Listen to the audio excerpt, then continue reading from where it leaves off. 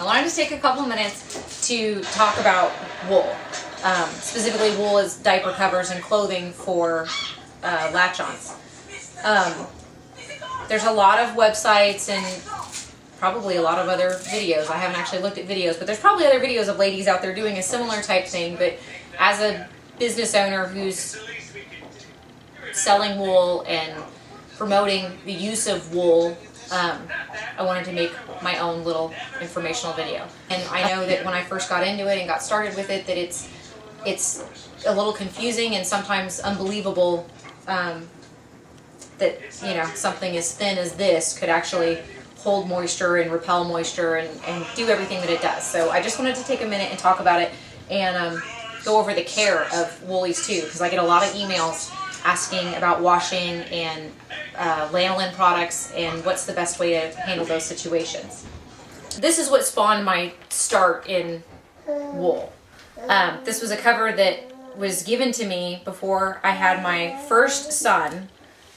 It's obviously very, very well worn and used and loved. It's so well loved, in fact, the tag is unreadable. I couldn't even tell you where it came from or who made it. And this is having sat on my shelf for 6 months. I never lanolized it. I mean, prior to this, I was using all-in-ones and pull covers, and I didn't know anything about wool, and this is so thin. I mean, you've got 2 layers here of a, it's not an interlock. I'm going to say it's like a wool suiting. Very, very, very thin.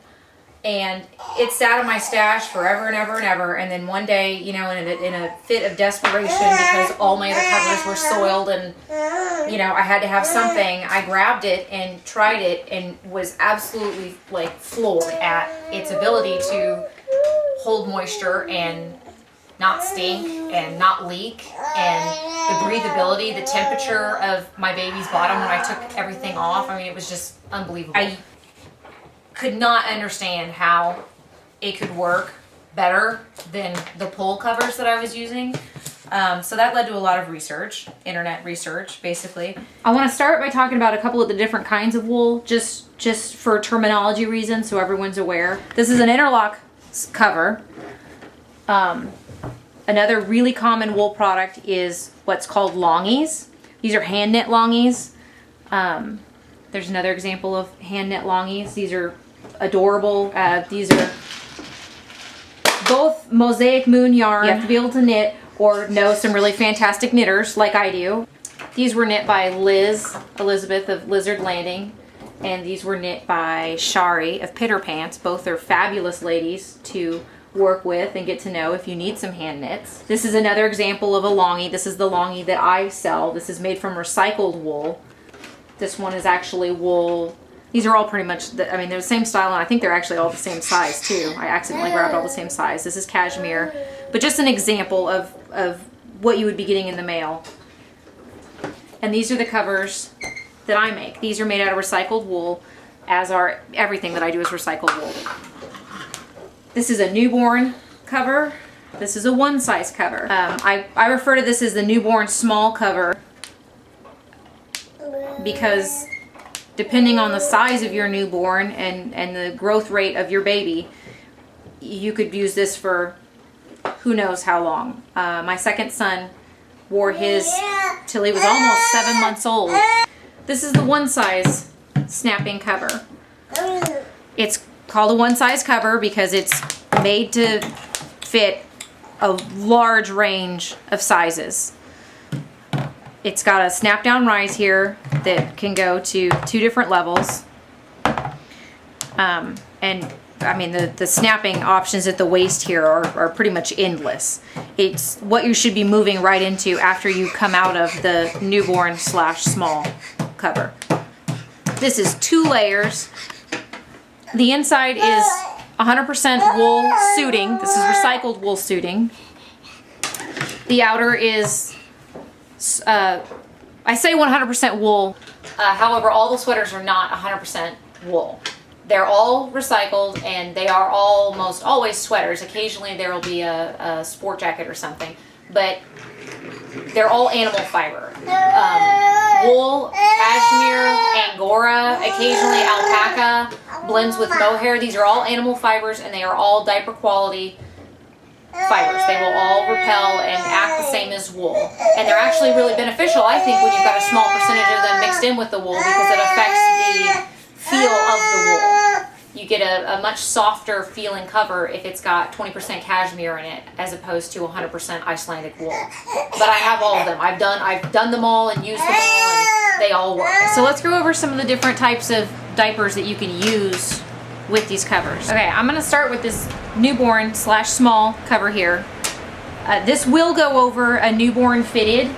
I don't have any newborn fitted to stuff in it for you. I've destashed all those since my youngest is out of it. This is a newborn sized pre-fold. There's also preemie sized pre-folds, which I also don't have any more of, but I did have them and they worked great in here. Especially at night, the newborn pre-folds are short enough and thin enough that you can double or even triple them up inside this cover. This is a newborn sized pre-fold though, and it's really simple, folks. I mean, you just fold it however you're going to fold it. Pretend your baby's here, you know, fold it over and then just stuff it all in there. Snap it closed. Pretty simple, pretty self-explanatory. Simple, right? All right, we'll move this one aside. All right, this is the one size. This is what we're using now solely. I'm not using any of the small ones. And I primarily use these with pre-folds. Their conception came from the idea that I wanted to be able to use pre-folds and I didn't want to use a pull cover. There's lots of different styles of pull-up wool covers, but those are not easy to use with pre-folds. Not for me anyway. Standard pre-fold here. This is an infant size. And you just cram it in there. I mean, depending on where your baby's at and where his rise is, his or her rise, you can fold it down or not fold it down or whatever. Stuff it in there and snap it closed. I prefer to use pre-folds with these covers. I like pre-folds. They're easy, they're inexpensive, they're readily available, they're 100% cotton, they're easy to wash dry, they're my favorites. One pre-fold is sufficient for daytime use, but nighttime, which is when most people seem to stress having a good diapering routine down, I fold 2 of these together. I stuff them in there. It's kind of hard to do without him actually in there, but I actually end up folding a little lip of this back. And then you pull, you see how much stretch you get here? You pull and I tuck it all in around the legs. And then we snap it closed.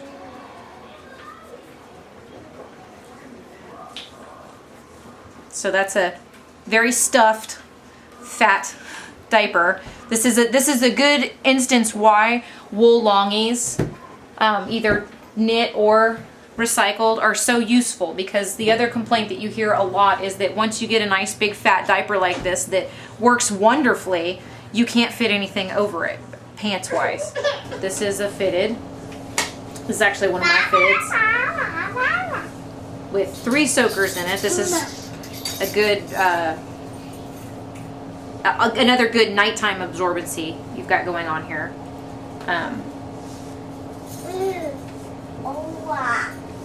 Fitted fits in here just the same. They're very, very, very stretchy. I can't stress enough how stretchy they are. I can take this same cover and move it from my almost 10-month-old, change the snap settings up, and stick it on my almost 3-year-old son comfortably. You can actually use any type of diaper, even a diaper that's got pull. You can use your all-in-ones or pockets or whatever with a cover over it for added security at nighttime or whatever. I'm not suggesting that you need to go out and replace your entire diaper stash if you're a all-in-one user right now. Even all-in-ones need extra support sometimes. I discovered that wool is comparable to pull and other plastic products at keeping moisture in off of clothes, but it breathes and allows for temperature exchange, so you have far less problems with diaper rash and odor problems and wicking. Wicking was a big problem that I had with my pull covers. I mean, it's like a plastic bowl, you know. It's so much moisture can get in there, and eventually it's going to start wicking out on the sides, because the entire structure of a wool cover is the same fiber, and it's breathing as well as the absorption that's happening is happening all over the cover. There is no wicking. Washing them is not super hard. There's a couple of different ways that you can go about it. Small messes that you might encounter in these, where you get a little bit of something gross that leaks over the side of your pre-fold, it's not necessary to wash the whole cover. If you can get to it quick enough before it dries and gets hard, you can just run the area, like let's say it's here, you can run this area under a little bit of warm tap water and kind of, you know, squish it together or do whatever you need to do to get it off. You don't need to soak or wash the whole cover. Just get the spots that need it and then just set it out to dry. And once it's dry, you're good to go again.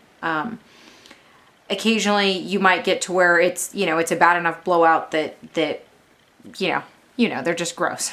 Or what's happened to me occasionally too is that you get something and it may not even necessarily be that bad, but because of the situation you run off and it ends up, you know, sitting and then it dries, and, you know, at that point you might as well just go ahead and wash it. Washing them is really, really, really super easy. Basically you're going to need a container of some sort, a sink, your diaper pail, a bucket, that will hold warm water and the number of covers that you're washing at any given time.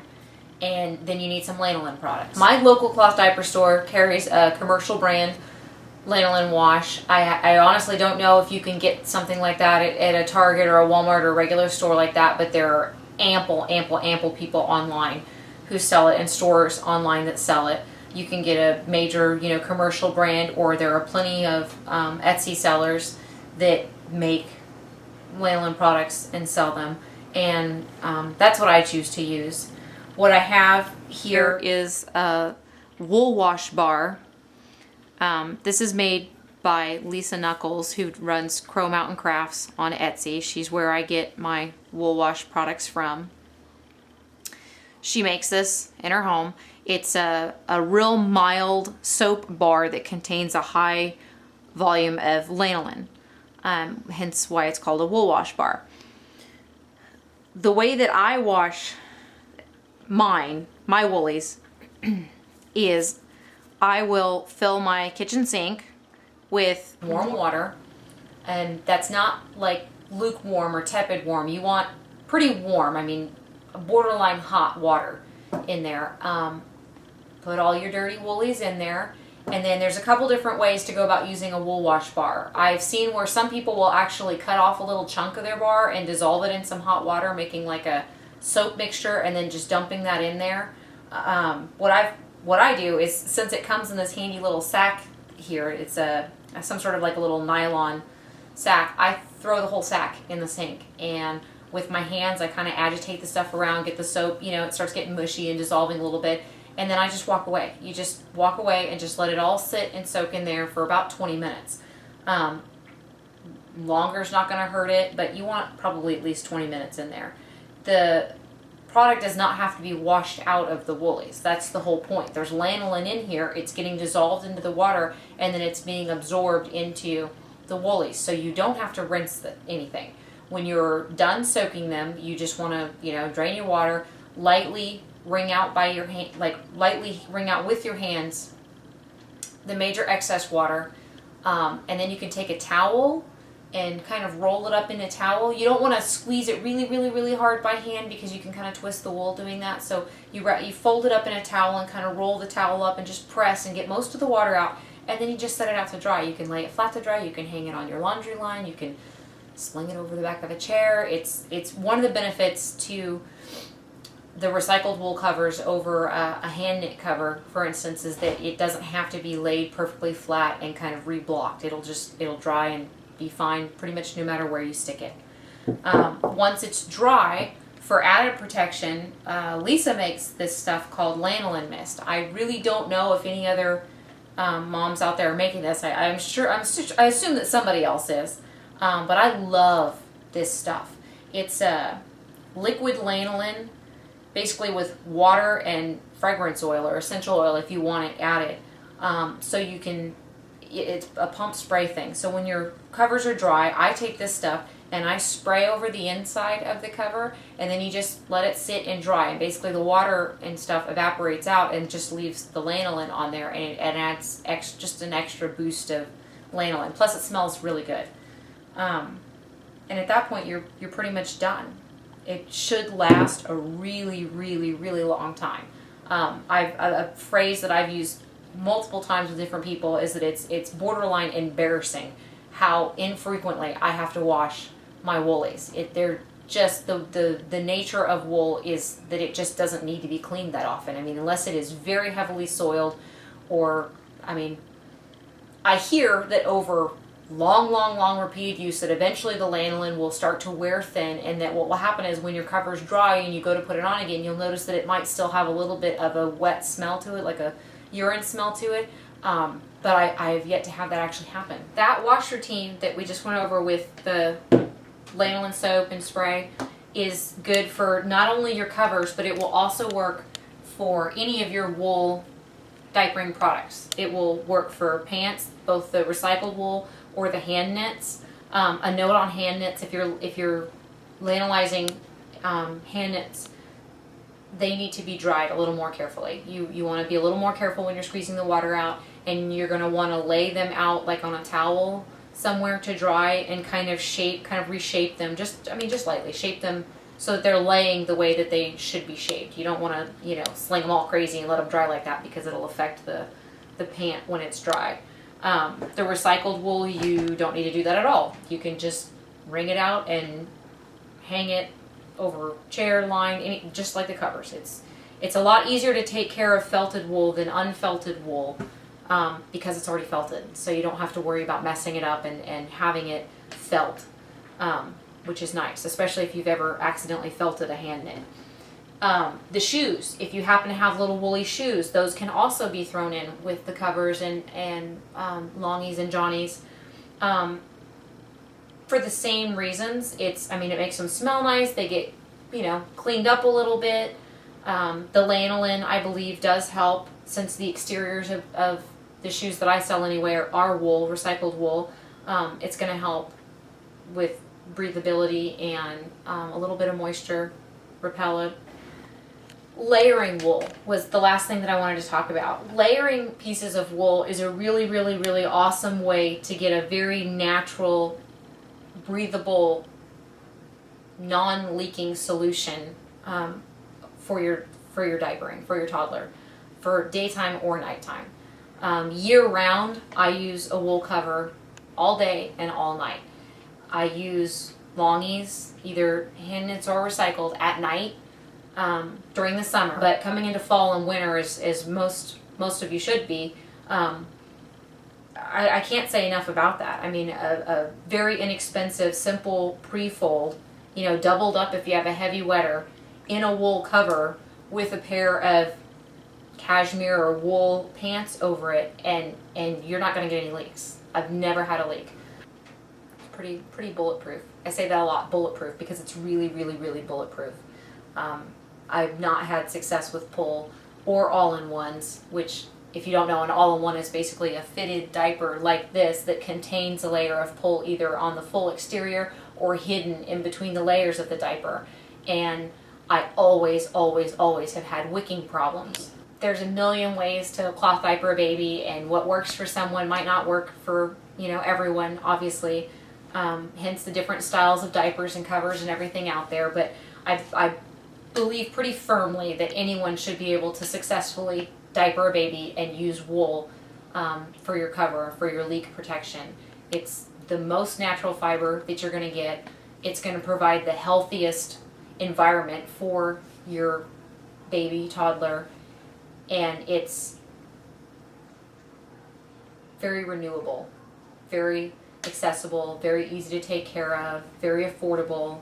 Well, I hope that this answered some questions for some people out there. If it helped anybody, even one person, then that's going to make me feel better.